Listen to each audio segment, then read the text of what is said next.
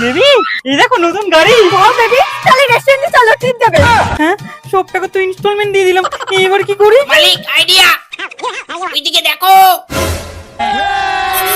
Baby তুমি এখানে দাঁড়াও, আমি এটিএম থেকে টাকা তুলে নিয়ে আসছি। তুমি যদি আর্জেন্টিনাকে ভালোবেসে থাকো তাহলে ভিডিওতে লাইক করে যাও, আর যদি ব্রাজিলকে ভালোবেসে থাকো তাহলে সাবস্ক্রাইব করে যাও।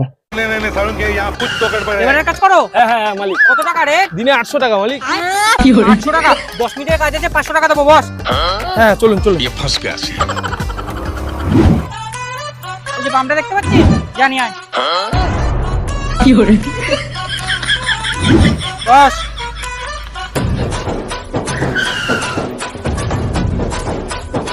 এই পাম্পটার দাম কত পাবো?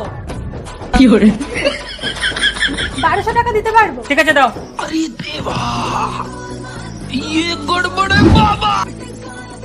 নে, তোর 500 টাকা।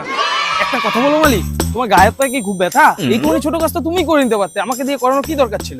আরে ওখানে সিসিটিভি ক্যামেরা লাগানো ছিল। মানে ঠিক বুঝলাম না তো। আরে তোকে দিয়ে চুরি করালাম।